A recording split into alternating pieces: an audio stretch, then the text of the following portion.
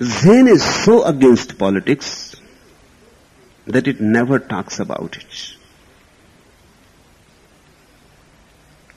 It is so much against that it cannot be even against it. Because if you are against it, then it will affect you. Then somehow you will remain in some way related to it. To be against is to be related. Even when you are very much against, you are very, very related. It is a way of relationship. You are related to your enemy too. And sometimes even more than you are related to your friends.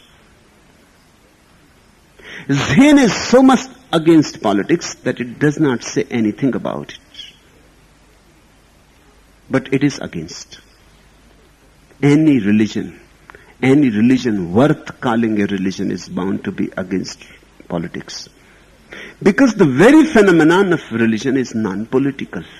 What politics is? Politics is ambition. Politics is ego. Politics is aggression. Politics is violence. Politics is an ego trip. How a religious person can be political? He can pretend that he is religious, but he cannot be religious.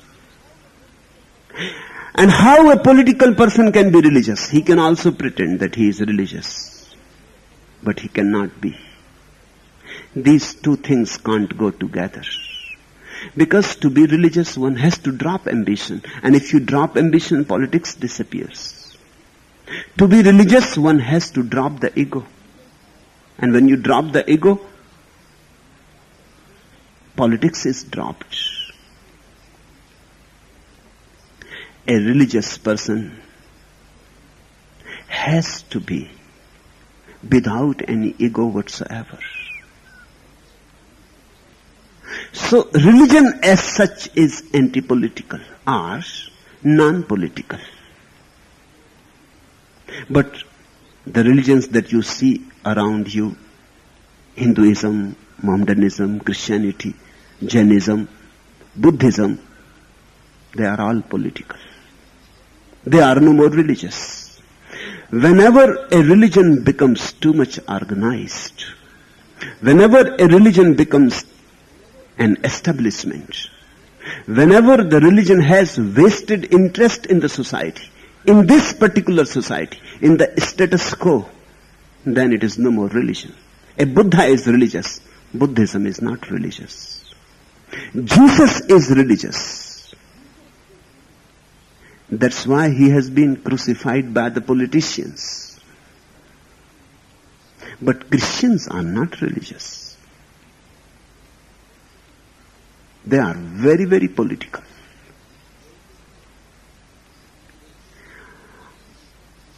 A large meeting was attended by a small boy trying to sell 4 young puppy dogs.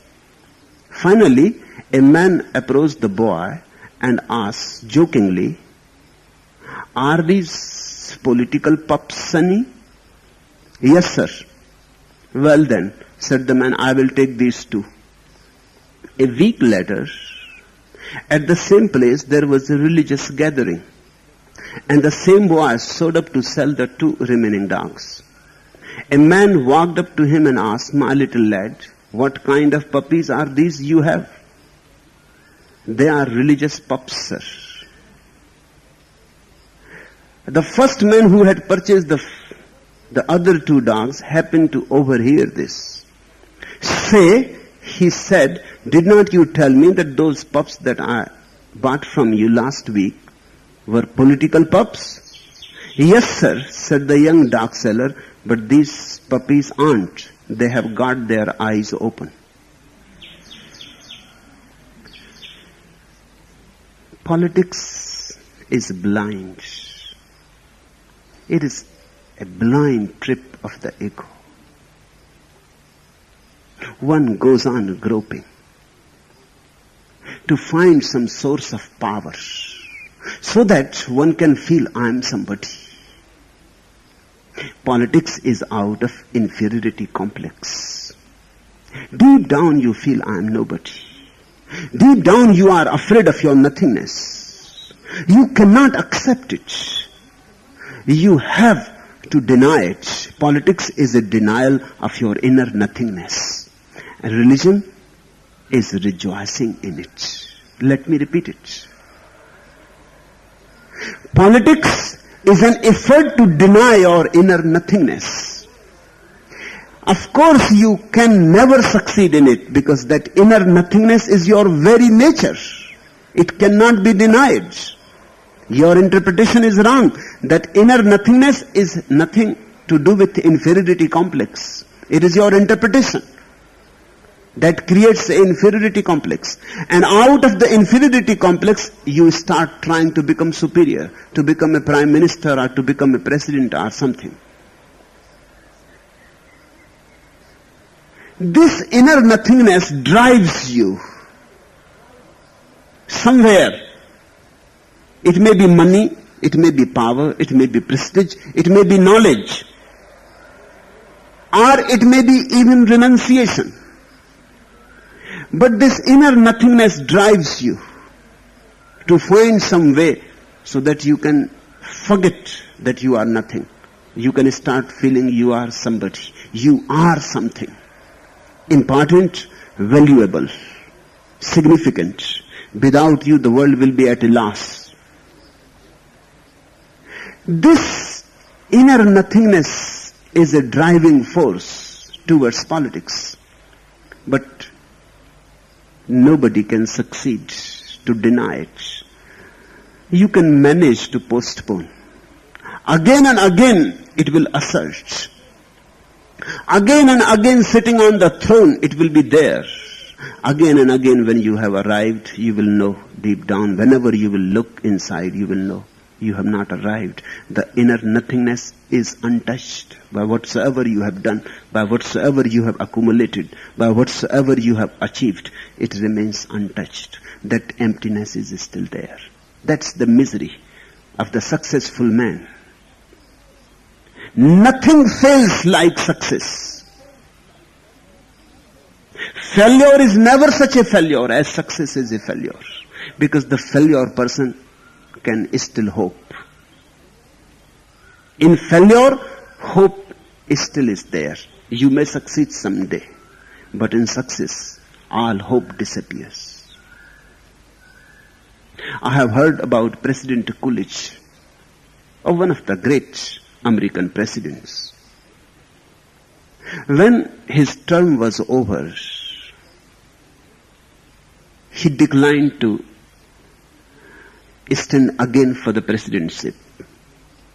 And there was every possibility that he would be chosen again. He was so much loved. He was such a silent man. So people started approaching him and asking why? Why you are not standing again? It is almost certain you will be chosen. But he will say no. And he will say no with very deep, sad eyes. Finally, somebody forced him to answer exactly why he goes on saying no. And he said, because I have come to know there is nothing in it. And to repeat it second time will be stupid. I have come to know that nothing is gained by gaining such things. I remain the same person. How a chair can change you. You can sit on a golden chair, or you can sit on a very, very ordinary stool. It doesn't make any difference. You remain the same. How the chair can change you. How the change of the chair can change you. But this is the way the politician goes on befooling himself. No. A religious person cannot be political. A religious person by its very religiousness, is non-political. He approaches life in a totally different way. What is the difference? What is the radical difference? The radical difference is that the religious man does not interpret his nothingness as inferiority. That is the revolution. The day it happens, you are fortunate, you are blessed. The day you start understanding that your inner nothingness is not inferiority, your nothingness is your very being. It is the way God is in you. God's way of being present is being absent. That's how God is present in the world. He is so non-violent that he remains absent. Deep inside you, the hole that you feel, the dark hole, is not dark. It is luminous with light. Enter into it. And it is not nothing. It is the very secret of the whole life, of whole existence. It is all. That nothingness is just the way God appears to those people who don't look deeply. It is a misunderstanding. The religious man befriends his nothingness. That's what meditation is all about. Befriending your nothingness. He enjoys it. He celebrates it, drops into his nothingness. He disappears there. That is the very door of God. From there you connect yourself to the divine. Who bothers about politics?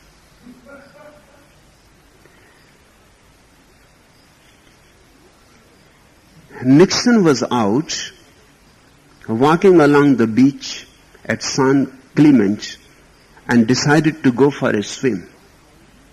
He got out beyond the waves and suddenly began drowning. 3 teenage boys happened along, drove into the ocean and pulled Nixon ashore. When he had regained his breath, Nixon thanked the boys. In appreciation he said, "I will be willing to use my influence to help you boys in any way I could. Is there anything special you want?" "I would like to go to West Point," said one boy. "I believe I can arrange that," said the ex-president. "I would like to go to Annapolis," said another boy. "I will see to it immediately," said Nixon. "I would like to be buried in Arlington Cemetery," announced the third boy. "That's a very strange request," said Mr. Nixon. "Why would you want to be buried in Arlington Cemetery?" "Well," said the youngster, "my father is a religious man, and when I get home and tell my father who I saved from drowning, he is gonna kill me."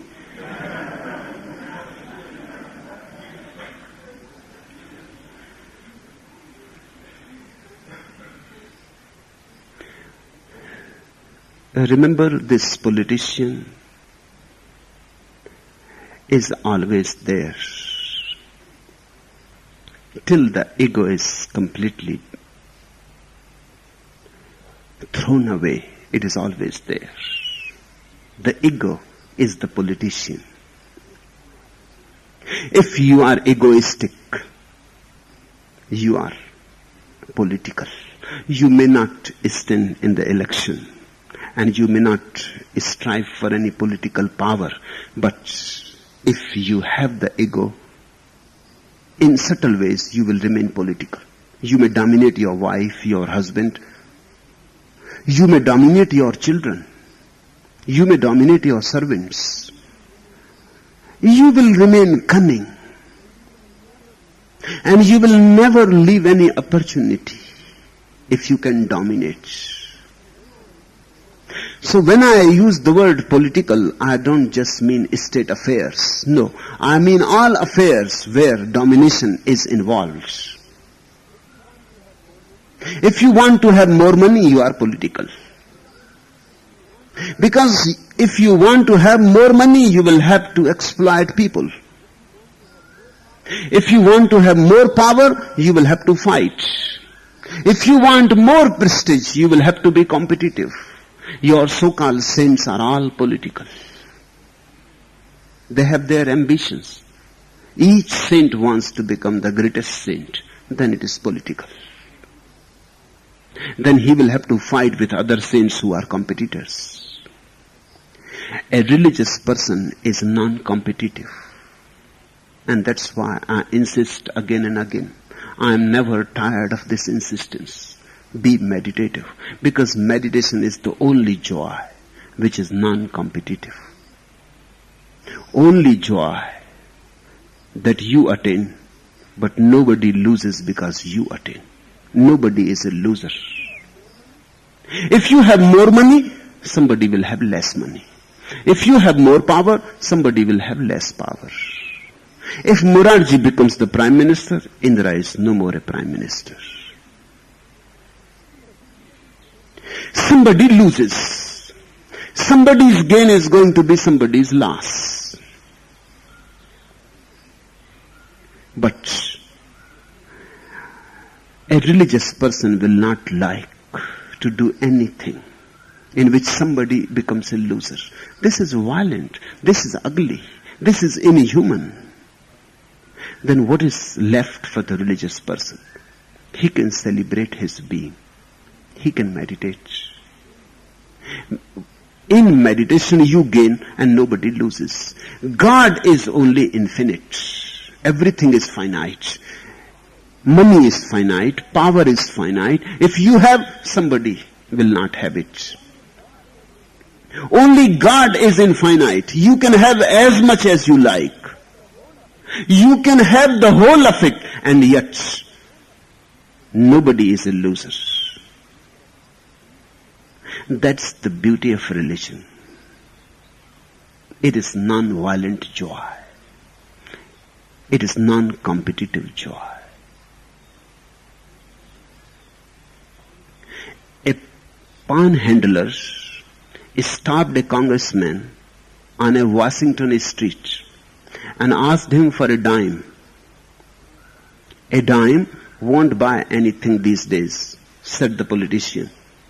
Don't you want a quarter? No, replied the panhandler. With all these seedy politicians around here, I am afraid to carry too much cash. And he is right. And this one from 20th century. Somewhere in 20th century, the anchorman on an educational TV late night news program surprised his viewers with this announcement. We have good news and bad news for you. First, the bad news. Our planet is being invaded by Martians. And now for the good news. They eat politicians and pee gasoline.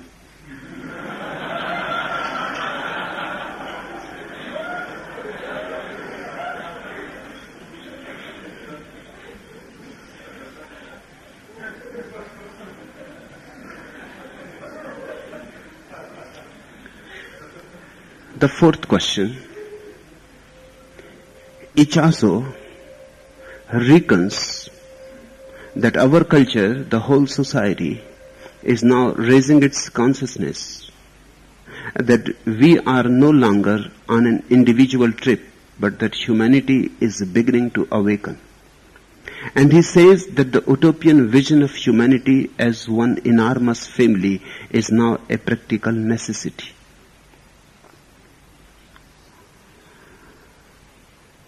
This is how politics enters into religion. And this is nothing new. Down the ages, there have been people who have been saying it again and again. This is how fascism enters into religion. This is what Friedrich Nietzsche was saying. And he became the originator of Adolf Hitler and his philosophy. He was saying now, humanity has come to a point where we are going to enter into a new arena. The arena of superhumanity, Superman. This is what Sri Aurobindo was saying in India. He was basically a politician, and he remained a politician to the very end. He was also saying Now we have come to a point where individual effort is no more needed. Collective effort. Remember that these ideas about collective efforts are dangerous. That's how politics enters into religion. Religion is utterly individual and will remain individual.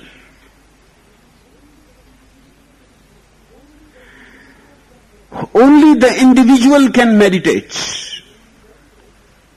And when you meditate, you disappear from the collective world. If here you start meditating with 500 people, you may start with 500 people, but the moment you enter into meditation, you are alone. Those 499 are no more there. And so are they. Meditation is a movement in tremendous aloneness. It has nothing to do with the collective. You can meditate together, but when you go into meditation, you go alone. 3 words will have to be understood. The collective, the individual, and the universal. And Ichazo goes on getting confused between the universal and the collective. The individual is in the middle. The collective is below the individual. And the universal is above the individual. If the individual becomes part of collectivity, he loses something. He is no more that much conscious as he was before. He is no more alert. That's why in a crowd, you are no more so responsible as you were when you were alone. A crowd can commit great sins. And in a crowd, you don't feel responsibility. The collective is lower than the individual. All great sins of history go to the collective.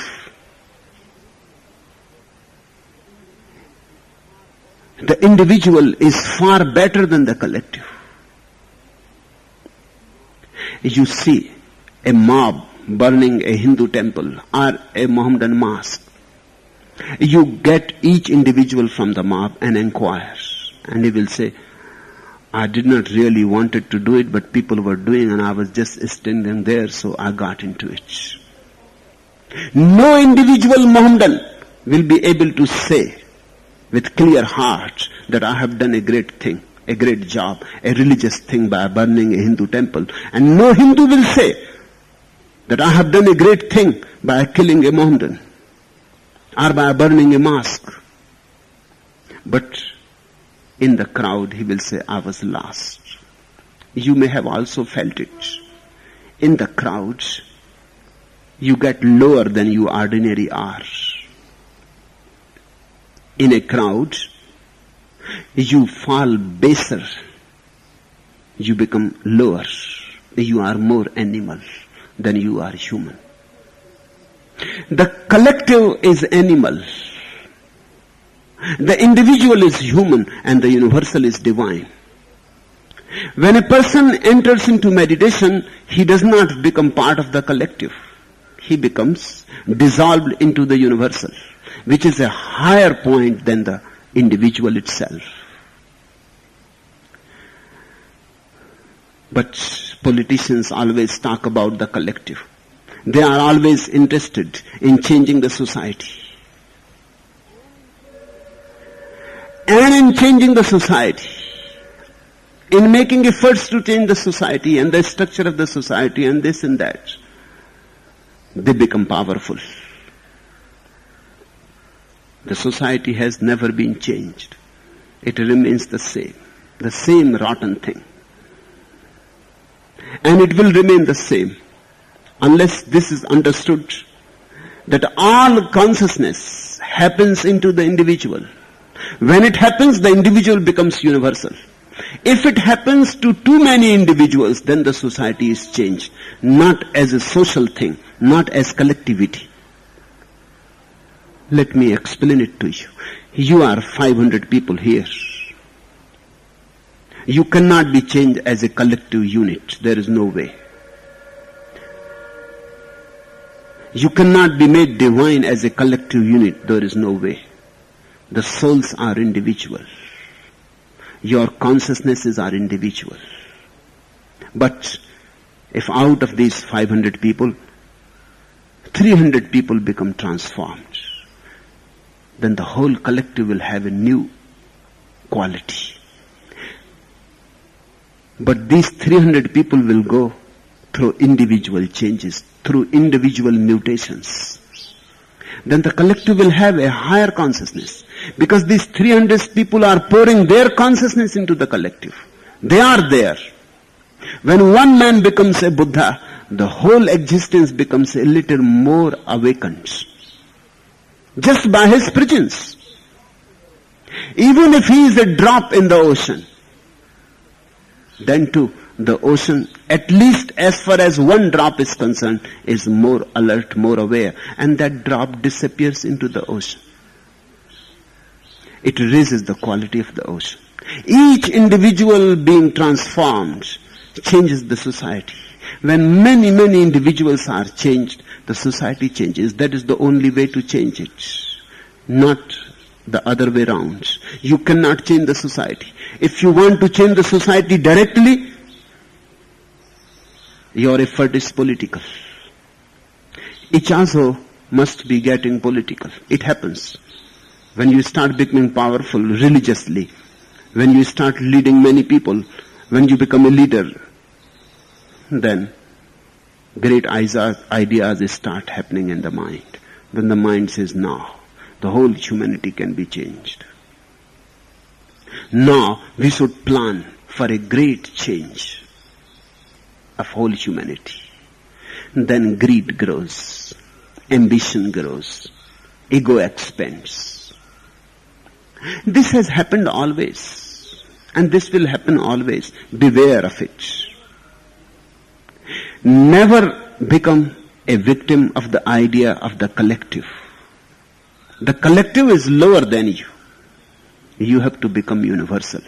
The universal is not social. The universal is existential. You have to fall in tune with the whole existence. You have to get hooked with the dance of the universe, not with the social, not with small communities, sects, not with Christians and Hindus and Mohammedans, not with this earth, not with East, not with West, not with this century. You have to get hooked with the whole of it, the whole existence. But that is higher than the individual. The mass is a pitfall.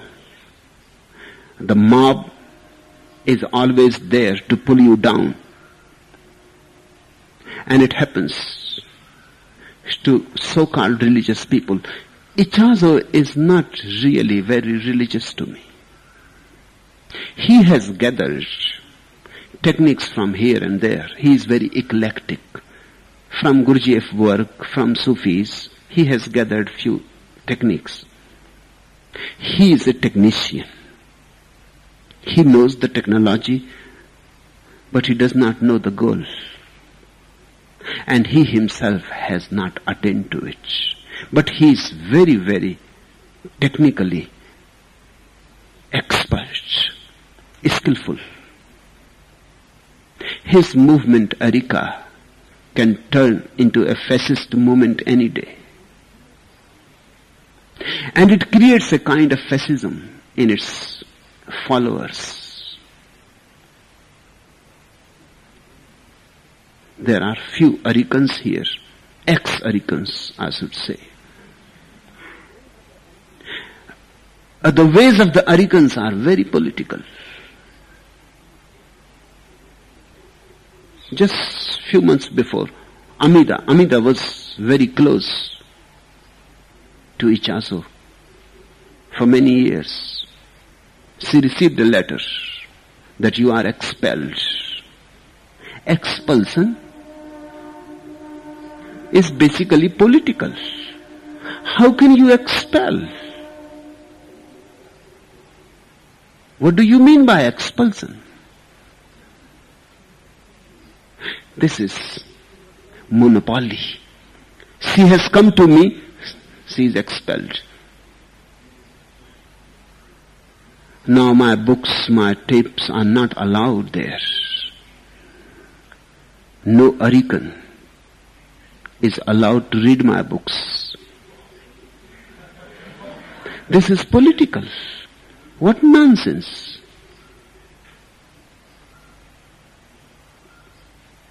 This is monopoly, possessiveness.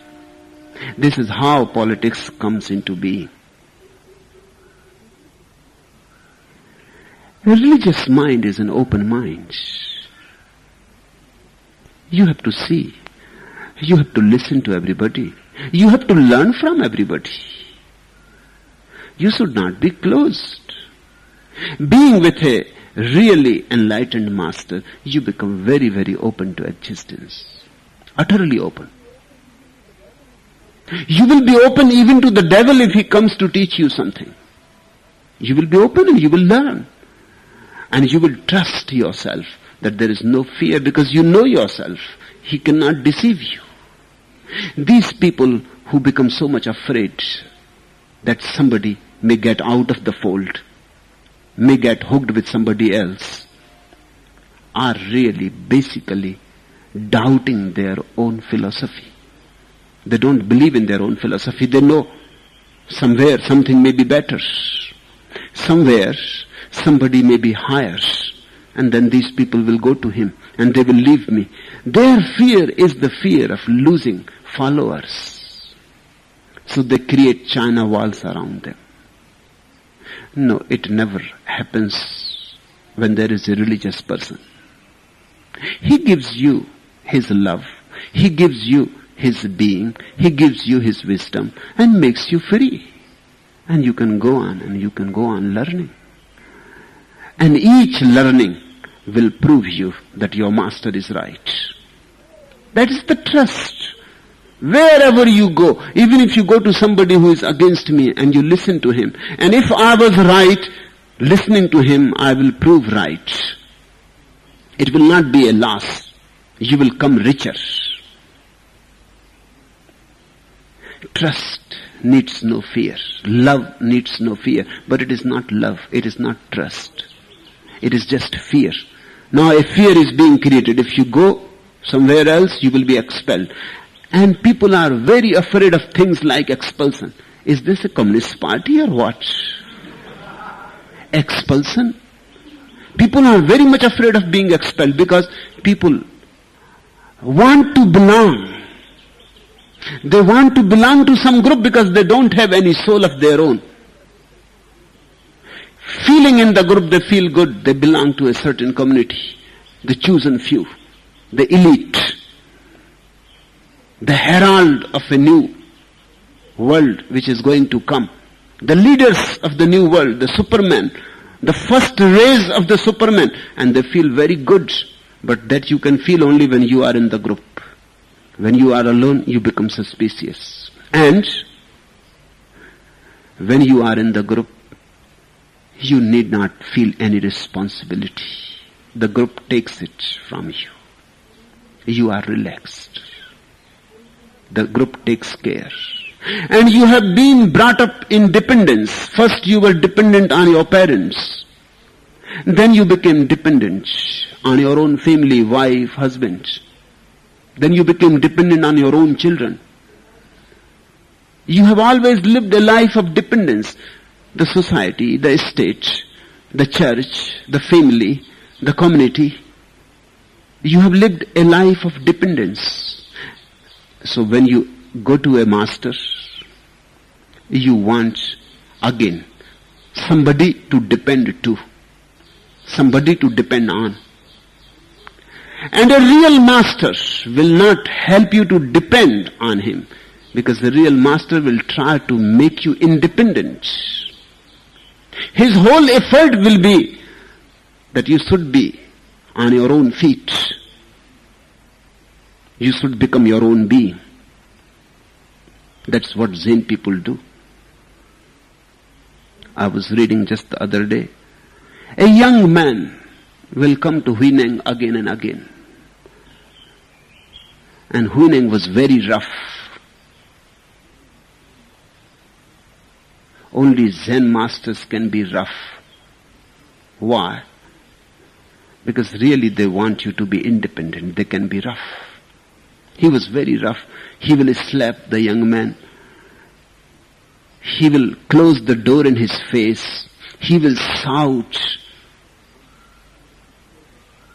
And once he threw him out of the window and he fell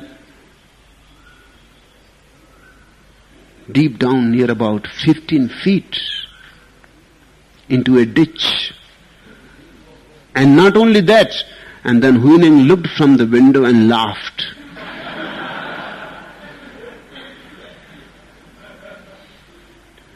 Certainly the man left him. This was last. Enough is enough. He left him immediately. He never came for 1 year. And he went to other masters. And he learned many things. And he roamed about. And one day, sitting silently in a cave, he became enlightened. The first Satori happened. And then you know what? He rushed back to Huineng to thank him. That day he knew. When the Satori happened, then he knew that exactly the same situation was created when he was thrown in the ditch. He missed. But now he knew, because now he again went to that point. He came to that situation inside. Just a moment before Satori happened, he was surprised to see that this is the same situation inside as Huineng had managed to create when he had thrown me and when he had looked down the window and he had laughed. I missed. That man has tremendous compassion. He came rushing towards him. He touched his feet and he said, Master, thank you. Thank you that you were so rough with me. Thank you that you never taught me except beating me. Thank you for all that you have done for me. A real master wants the disciple to become a master in his own right.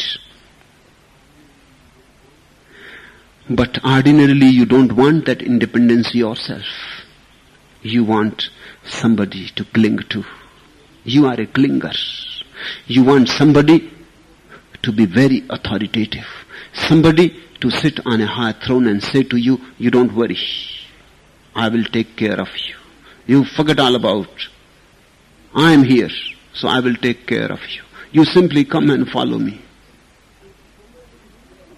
But then, if somebody is there like that, remember, this is a sure sign, this authoritativeness, this taking other people's responsibility is a sure sign that the man himself wants people to depend on him. He is dependent on his dependents.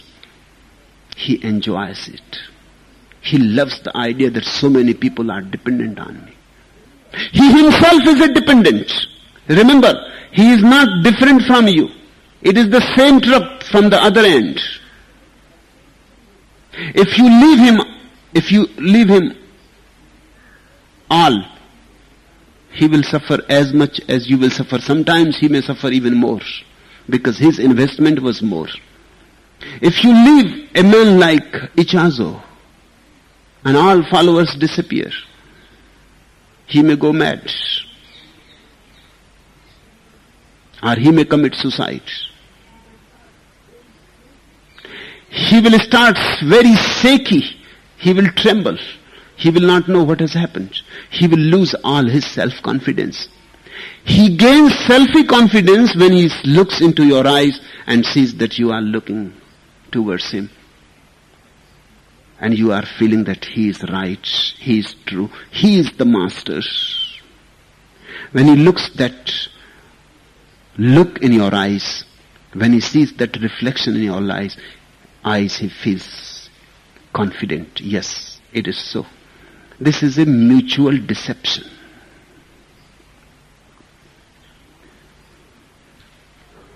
My approach is absolutely non-political, hence absolutely individual. And that is the religious approach as such. Religion will remain individual. It will never become a collective phenomenon. It cannot become. Politics will always remain collective. It will never become individual. Politics is collective. Religion is individual. Spirituality is universal. Remember it. Anarchy is one of the most beautiful words in human language. Yes, it means absence of authority. It means you are accepted as an independent individual. You are no more a slave. Your question is why in the people's mind anarchy has taken the connotation of absence of discipline. It is a very simple psychological phenomenon. All discipline that you have known was imposed upon you by the authority. The authority of the parents disciplined you. What to eat, what not to eat, when to eat, when to go to sleep and when to get up, what to do and what not to do was never left to your own decision. The parents were your first authority. Just like the God, Father, was the first authority for Adam and Eve. He was the father, they were the children. And he was telling them not to eat from the tree of knowledge, not to eat from the tree of eternal life. Authority disciplines. Then there are teachers in the school, the priest in the church, in the temple, the rabbi in the synagogue, and they are all authoritative figures. You have to do what they say, otherwise you will have some kind of punishment either here or after death. So naturally, authority and discipline become associated with each other. So whenever authority is removed, you think, now there is no need of discipline. The reality is when authority is removed, then there is real need of discipline. Now there is nobody to impose any order on you. It is your responsibility to live a life of order, discipline. Why? Because a man who lives without order starts falling into pieces apart. His life starts losing harmony. A man who does not know discipline lives a life which cannot be called really human. He falls back into the world of animal kingdom. Discipline makes you integrated, gives you a certain crystallization, and without that crystallization you cannot be more conscious. Authority is slavery for you. Discipline is living an organic, harmonious life. Just see how authority has destroyed humanity down the ages. Start from the very beginning. It was God's authoritative order that Adam and Eve should not eat from these two trees of knowledge and eternal life. What was the result? The result was disobedience. Any obedience forced upon creates in you, if you have any guts, disobedience. You want to do just the opposite. When I first read the story of Adam and Eve and their expulsion, I went to my father and showed him the story. He said, "But why you are showing it to me?" I said, "I am showing it to you so that you understand that knows should not. Otherwise, I am going to disobey. Even God could not manage. You will not be able to manage it." The story is clear. He said, "You draw strange conclusions. The story is told so that people don't disobey. And you are drawing a conclusion that the story says people should not be authoritative." I said, "It is absolutely clear. Because in the Garden of Eden there were millions of trees.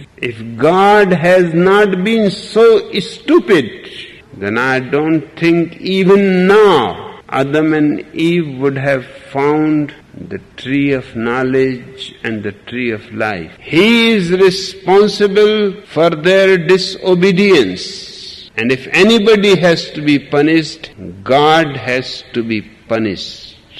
So I am just telling you that if you say to me anything to do, I am going to do its very opposite, whatever the consequences. It may harm me, it may harm you, it may harm anybody, but one thing is certain, that obedience is not going to be my way of life. You can certainly advise me, but the choice is always mine to do or not to do." My whole family remained in trouble continuously. And it was natural. In my city there was a very beautiful river, but it was a mountainous river. So suddenly in the rains it will become too big and huge.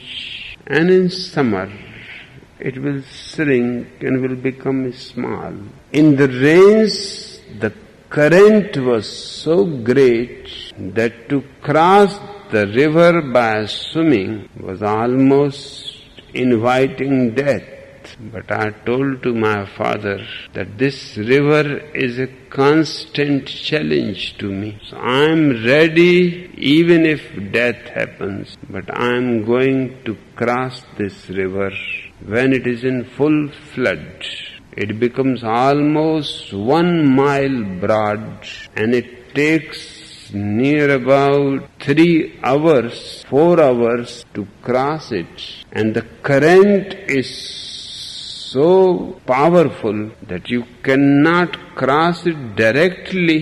The current goes on pushing you downwards. So when you reach, if you survive, you reach almost 5-6 miles down to the other shore. Then you have to walk 12 miles up. Then only you can come back to the spot from where you had started. It was going to take the whole day. My father said, "Don't do that." I said, "You are not advising, you are ordering me. I am going to do it." My whole family was in a turmoil that you are so small and this is dangerous. Nobody has even tried it. The best swimmers in the city have not dared. I said, "That makes it more challenging." I went against the whole family. They even threatened me that they won't allow me to come in the house if I survive. I said, "That's okay. I will sit just outside the house." It was difficult. There were moments when I thought perhaps it is not possible to reach the other shore. It was arduous, tiring, but I managed it. And then 12 miles I had to go up. By the evening, I was back. I didn't enter in the house.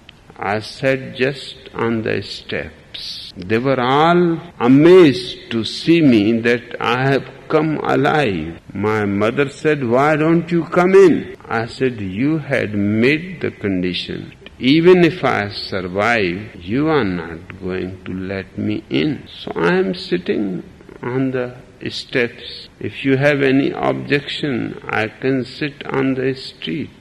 My father came, he took me in.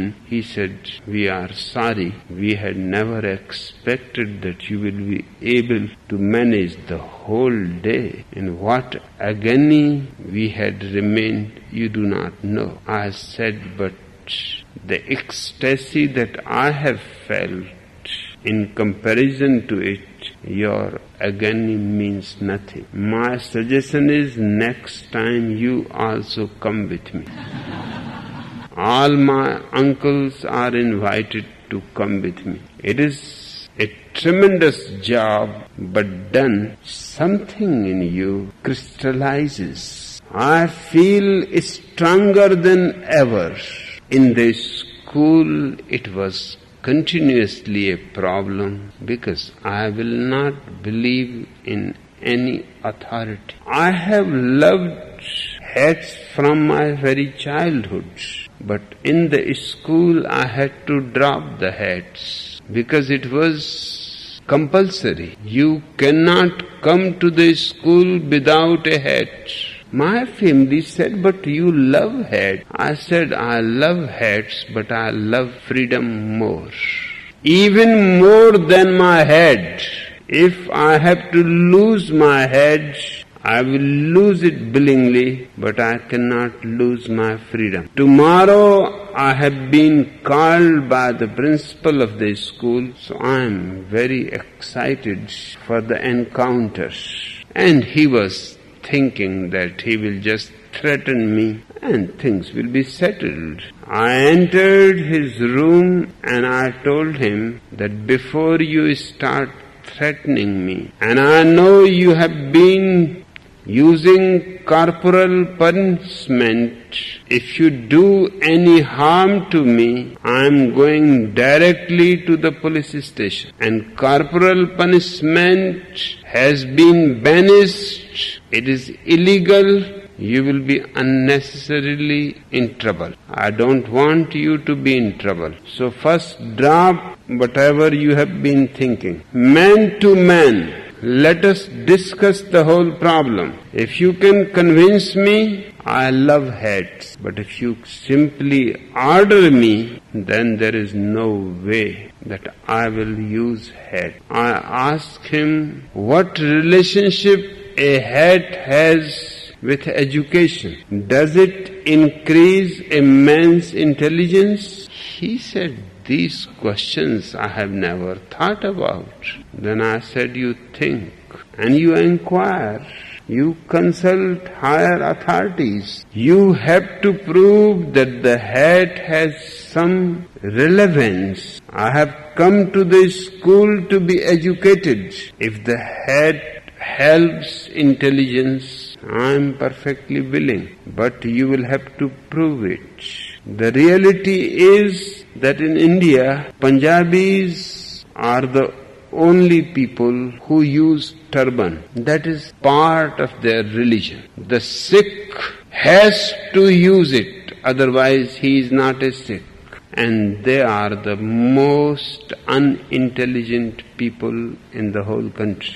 The Bengalis are the people who don't use any hats, any caps, and they are the most intelligent people in the country. Not a single Punjabi has risen to world eminence for his intelligence. They have not achieved Nobel Prizes, but Bengalis have become world famous. They have achieved Nobel Prize for Science, Nobel Prize for Literature, and all other kinds of awards. I told the principal what this proved. The turbans are preventing the intelligence of the poor Sikhs. The Bengalis, without any caps, any turbans, any hats, seem to have fresher mind, more intelligent. They have created the best literature in the whole of India, the best poetry, the best art, and their language is a beauty. Even if two Bengalis are fighting, you cannot think that they are fighting. Their language is so sweet. The principal said, I will call you when I have figured out, but you seem to be a difficult case. I said, that's true. But call me only when you have enough proofs. And I remained in my school life without a cap. Naturally, many other students stopped using caps. One day the principal called me that this is too much. You are not using caps and you are spreading a kind of rebellion, disobedience. Others are not using. I said, I have not said to anybody to use or not use is their freedom. One thing is certain, you have not come with any argument to prove. To you I can say that you should not use the cap. It is not dignified of you. Having no reason, why are you destroying your intelligence? In the university, I used to have a long robe with a wrap around lungi as it is used in India, with no buttons on the robe, so the chest is open, and I was very healthy and robust, 190 pounds. The principal asked me that coming to the college without button, it is not according to the etiquette. I said, then change the etiquette. But my chest needs fresh air. And I decide according to my needs, not according to anybody's idea of etiquette.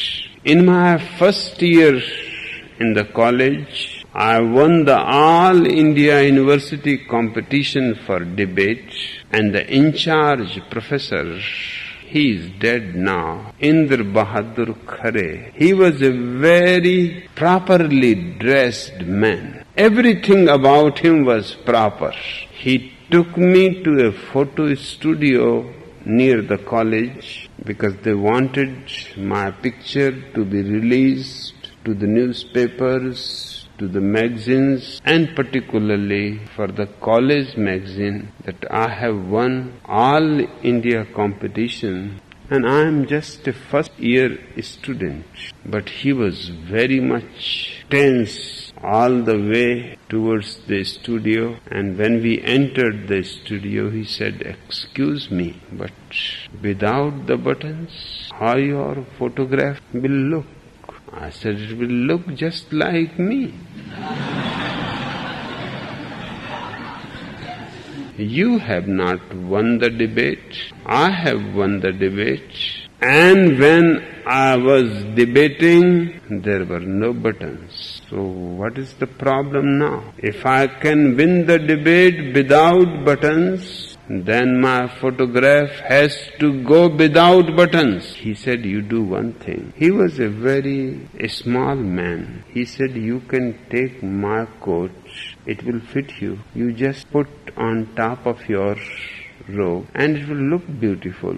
I said, then better you stand and let it be perfectly proper. Let that picture go. He said, that cannot be done. And that will be simply objectionable. The principal will say, this is your photograph. And so I said, you should remember, my photograph has to be like me. I cannot use your coat. Either the photograph will go without buttons, or I am not interested in the photograph at all. So you decide. He had to decide for something very improper. He said, I have never done anything improper, and I never allow anybody to do improper. But you seem to be strange. I said, this is not improper. Every child is born naked. That is proper. Every animal is naked, and that is proper. But there are people addicted with properness. I have heard in the times of Victoria in England, ladies were putting clothes on their dog, because keep a dog with themselves naked is not ladylike, and the dog does not know any etiquette. If the dog meets a lady of his own kind, he may have an erection. That is very improper in public. He may even try to make love in public. No, he has to be covered completely. He cannot have any erection in public. He cannot make any love in public because of the clothing. And you will be surprised, even the legs of the chair were covered with clothes because they are legs, and the lady's legs should not show. Stupidity can go to any length. I have fought against authority my whole life, but I have never forgotten the difference. On the contrary, the more I have fought against anybody imposing his authority, I have tried on my own to be more disciplined. Because now I am alone and nobody can discipline me. I have to discipline myself. Otherwise, I will start falling apart. I will not be able to have an integrated individuality. I believe in discipline. The word discipline is it comes from a root which means learning. A man who is always learning. A man who is always ready to learn. A man who is always open to learn, with no prejudice, no preconceived conclusion. A bigot cannot learn. A Christian cannot learn. A Hindu cannot learn. A Buddhist cannot learn. They have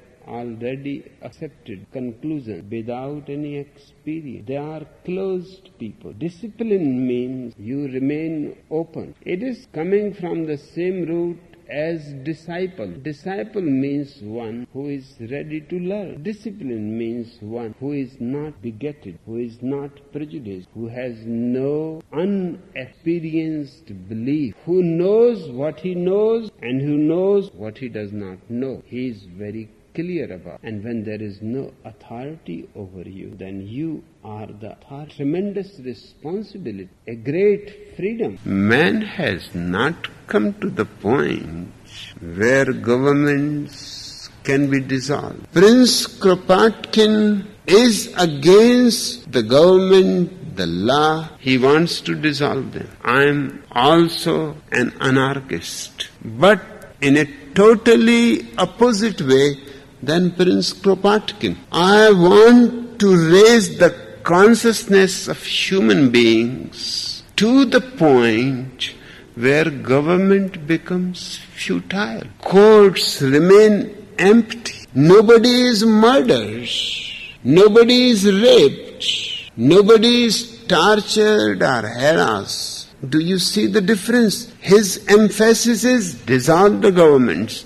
My emphasis is raise the consciousness of human beings to the point where governments become on their own accord useless. That courts start closing, that police starts disappearing because there is no work.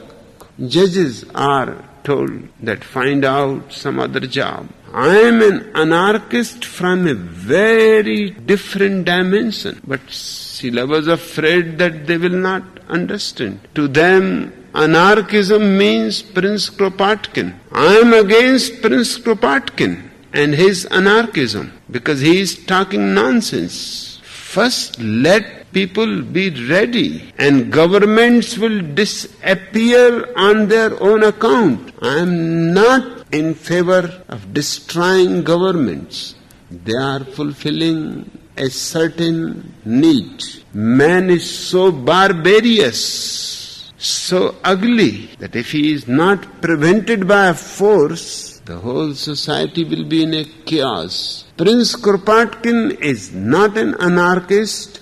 He is in favor of chaos. I am not in favor of chaos. I want human society to become a harmonious whole, a vast commune all around the world. People meditating, people without guilt, people with great serenity, silence, people rejoicing, dancing, singing, people who have no desire to compete with anybody, people who have dropped the very idea that they are special and they have to prove it by becoming the President of America. People are no more suffering from any inferiority complex. So nobody wants to be superior. Nobody brags about his greatness.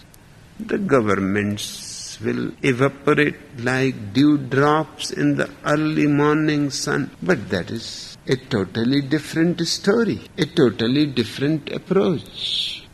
Till that moment comes, governments are needed. It is a simple thing. You are sick. Medicines are needed. Prince Kropotkin wants to destroy the medicines. I want you to be healthy, so you don't need medicines. Automatically you will throw them. What you will do with all those medicines? They are utterly useless, in fact dangerous. Most of the medicines are poisons. For what purpose? You will go on accumulating them. See the difference of emphasis. I am not against medicines. I am against the sickness of man, which makes medicines necessary. I would like a healthier man, which is possible, who has no possibility of becoming sick. We have programmed him from his very birth that he cannot be sick. We have made arrangements in his body to fight against any sickness.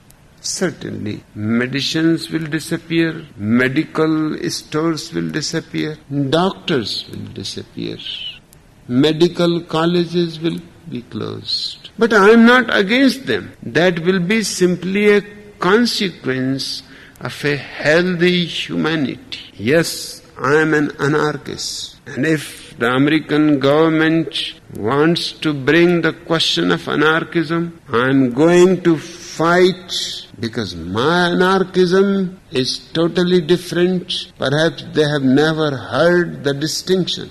They don't know that these are two totally different things. You cannot put them under one name. But that's how languages have been, because we have not made languages scientifically.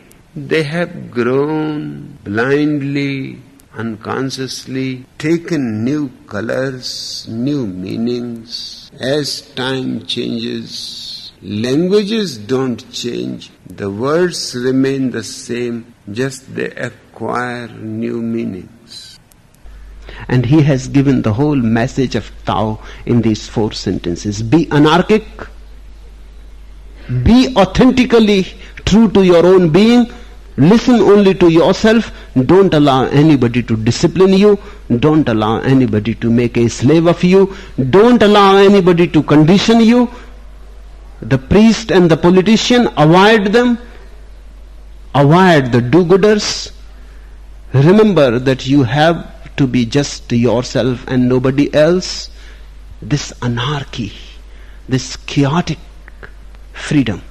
And don't be ambitious, because that is just mediocre.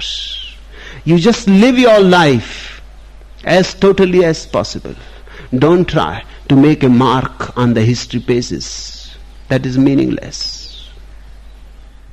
And don't be always concerned with others. By and by, learn how to be alone. Enjoy solitude. That's what meditation is all about. The Buddha is the greatest anarchist of human history. He does not believe in any rule from the outside. To help you become free from the outside, he teaches you an inner rule, an inner discipline. Once you have learned the ways of the inner discipline, he is there ready to destroy that too. Because either you are ruled from the outside or from the inside, you are a slave. Freedom exists only when there is no rule. So the inner discipline is just a step to get out from the outer domination of the society, of the state, of the masses, civilization, culture, etc. Once you are free of the outer domination, then Buddha starts destroying your inner discipline too. That's why I call him the greatest anarchist ever. There have been people who have taught that no outside rules should exist, but Buddha is alone in teaching that even the inside rule is a form of slavery, a subtle slavery. No discipline is his discipline.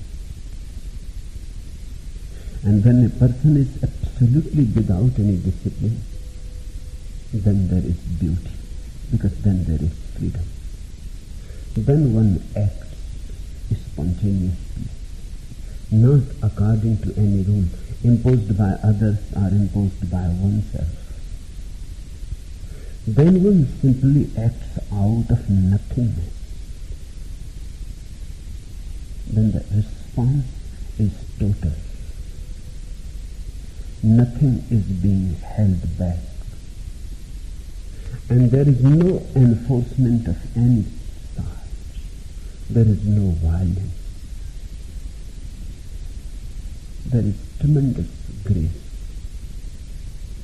There is benediction. Because now the actor has completely disappeared. The doer is no more there. If you are trying to discipline yourself, the doer remains in a certain way. If you are trying to discipline yourself, you remain schizophrenic. You remain divided. A part of you disciplines you, another part is being disciplined by you. So one part becomes the master and another part becomes the slave. Again there is division. Again there is duality. Again you are not one. And there is bound to be conflict within this duality. Because in reality you are one. And this is a fiction. Who is trying to rule whom? Who is there to be dominated by whom? There is only one existence inside, one being. To bring any sort of discipline means to divide that unity. And that division is misery. That division is hell. So first Buddha says there is no God. Because if there is a God and any belief in God, then man can never be free. Because then there is a dominator, a dictator. With a God in the world, there can be no democracy. Impossible. If God has created man, then of course he is the ultimate power.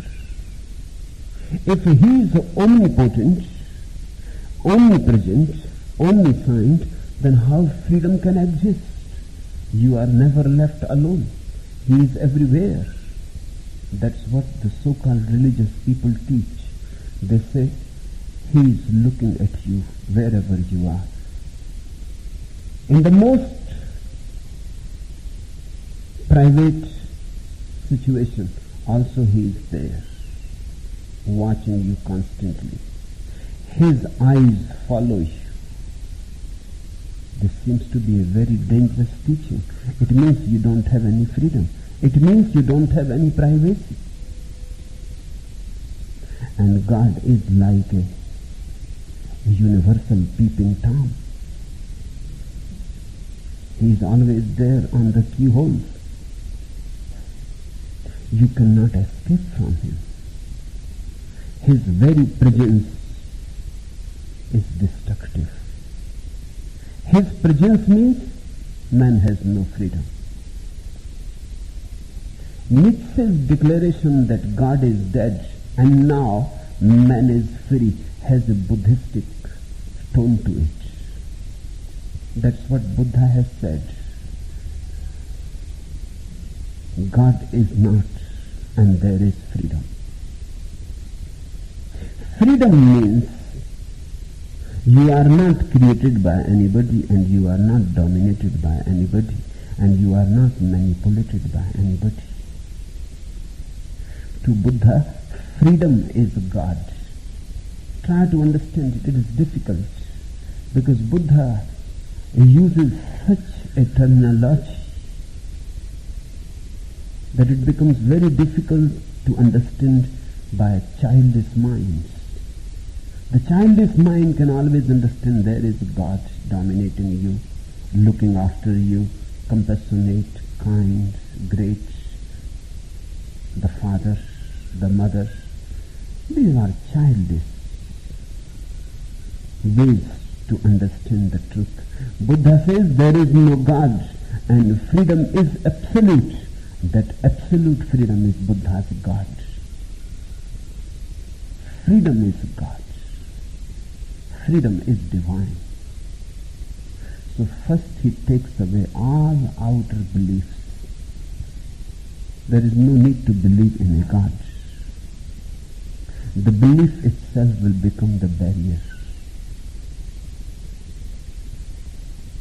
Just the other night, a sannyasin came from England and she was very much nervous, trembling, shaking, and she said, I am very much afraid because I cannot yet believe in you. I said, who expects you to believe in me? She was afraid because she thinks she doubts. The ordinary religions have taught people that you become religious only when you believe. If you don't believe, you are irreligious. The West is completely unaware of a great religion that has existed in the East, which does not require any belief. In fact, it says belief is a barrier. A religion without belief is very difficult for a Christian or a Mohammedan or a Jew to conceive. It was even difficult for Hindus and Jainas to conceive. Buddha is a great revolution, a very radical outlook. He says all beliefs are dangerous. You should not believe. You should see. It is not a question of mind. It is a question of truth to find its own way. If it has any merit, if it is a need for humanity, then all these ambassadors and all these presidents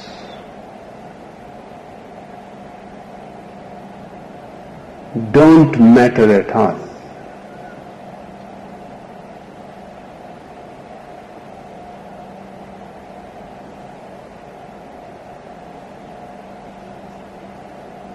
the truth will reach to the young people, and the young people are going to change.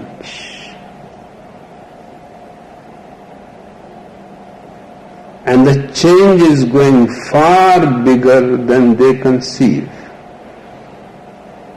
It is not just changing their mind, it is taking them beyond mind. And certainly the world one day will be anarchist, not according to Prince Kropotkin, but according to me.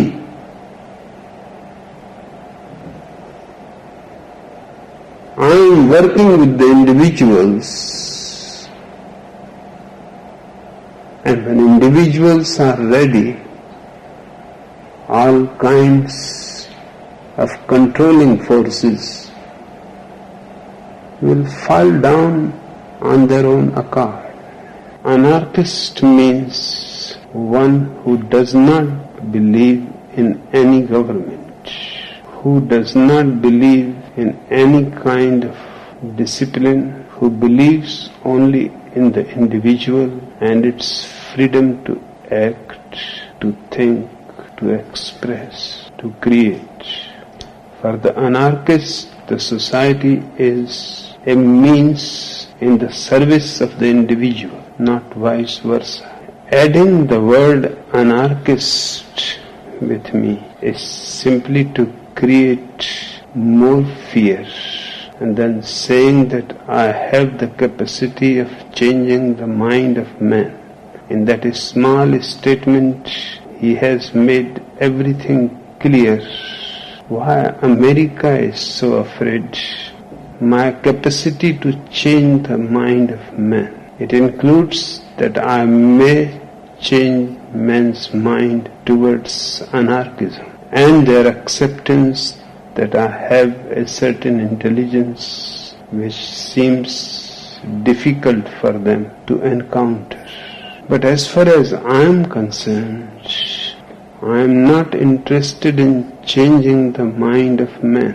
I am interested in destroying the mind of man. Changing won't help. It will be only a reformation, not a revolution. It will be a touch here and there, but the basic quality of the mind will remain there. I am for no mind. The American ambassador and the American president should understand it. Perhaps they have never heard the word no mind. My effort is to take people beyond mind. I always work from the roots. I never prune the leaves. I don't say there should be no discipline. I don't say there should be no courts and no law. That will be simply idiotic. What I say is that the individual should drop the personality, be authentic, be honest.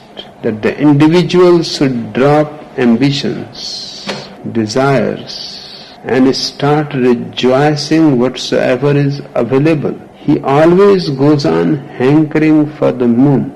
While the earth is available, but he cannot dance here. He will dance on the moon. My effort is to make man so immensely blissful, peaceful, silent, meditative, that the need for government disappears, that the need for the politician disappears, that sooner or later courts have to be closed, because nobody comes there, or they have to be changed into meditation centers. That jails become useless, because I teach men to be expressive. In the jails are the people who were taught to be repressive and could not repress and went against society. And now society is taking revenge. I teach you to be expressive and to accept all your nature with pride.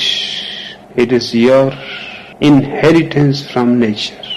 living naturally, without inhibition, things like rape will disappear. Living silently and meditatively, violence is not possible. Compassion will be just a natural phenomenon. I am a far more dangerous anarchist than Prince Kropotkin. I don't talk about it, I am preparing for it. Prince Kropotkin was only talking about it, but Prince Kropotkin cannot create it because he has no idea that the individual has to be completely changed. Only then there can be a society which does not need any order. Everybody is so responsible that the policeman is not needed on the street, neither the guard is needed in the heaven to punish anybody. Strangely, the politician and the priest will disappear together. They have a certain contract. The courts and the temples will disappear together because the courts live on crime and the temples live on sin. And you have to understand what is the difference between the two. The crime is the sin that has been caught, and the sin is the crime that you managed and befooled the whole system and nobody could catch you. So for the criminal is the court, is the police, is the law. And for the sinner is the priest, is the bishop, is the pope, is the guard. They need the hell as their jail. They need as reward their heaven. But they are both together and they both will disappear together. The American ambassador should understand that I am far more dangerous than he thinks. And as far as your question is concerned, they cannot prevent anything. It is not something that I am saying. It is something that is the need of the time. The time has come for me. I may be alone, but the time is with me. They may have all the forces, but the time is not with them. They are digging their own graves. They are out of date. Their ideologies, their philosophies, their theologies are all out of date. My challenge is open. I am ready to argue against everything that their society stands upon, that it is hypocrisy and nothing else.